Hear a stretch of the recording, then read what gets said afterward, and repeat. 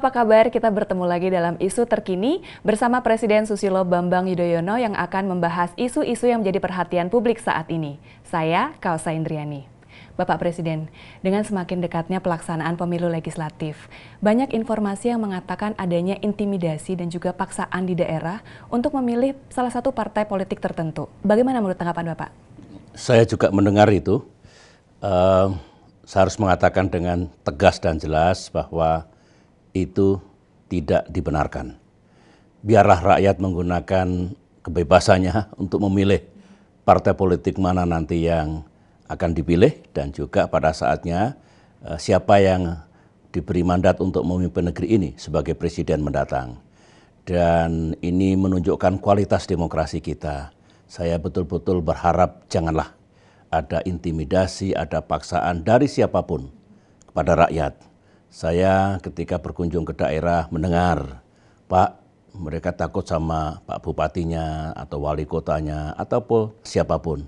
Saya berharap jajaran pemerintah patuhlah kepada ketentuan undang-undang, hormatilah prinsip-prinsip pemilu yang harus fair and free, yaitu jujur dan juga bebas.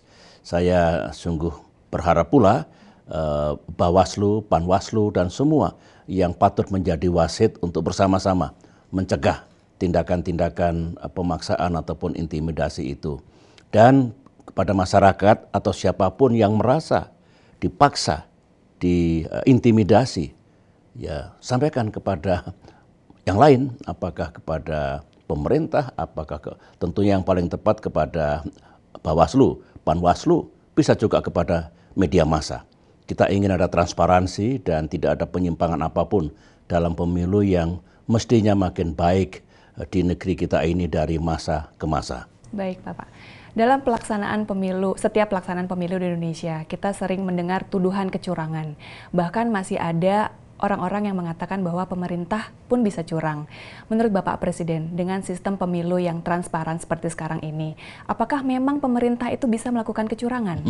Iya, saya juga masih mendengar ya, dan akal sehat kita sulit untuk membenarkan tuduhan pemerintah curang, presiden curang, dan sebagainya. Coba, mari kita pikirkan baik-baik. Dulu barangkali ada yang khawatir kalau pemerintah itu curang karena pemerintah itu satu partai. Menteri-menterinya berasal dari satu partai, gubernur, bupati, wali kota juga satu partai, begitu. Dan bahkan Komisi Pemilihan Umum pun bertanggung jawab kepada presiden. Artinya ada tangan-tangan pemerintah terhadap Komisi Pemilihan Umum. Dengan demikian politik bisa saja menggoda, sehingga siapa yang memegang kekuasaan menjadi ya curang lah, sebutlah begitu, tidak fair. Nah sekarang KPU itu tidak di bawah presiden, itu lembaga yang mandiri, yang independen. Tidak ada sama sekali penguasa, katakanlah kalau memang punya niat yang tidak baik, bisa mencampur tangani ataupun mengintervensi yang dilaksanakan KPU. Itu yang pertama. Yang kedua, pemerintahan ini siapa? Menterinya berasal dari hampir semua partai. Gubernur, bupati, dan wali kota, semua partai ada di situ. Jadi kalau ada yang pengen curang, curang untuk siapa? Oleh karena itu saya berharap memang hati-hati untuk menuduh ini pemerintah curang, jangan-jangan SBY curang dan sebagainya.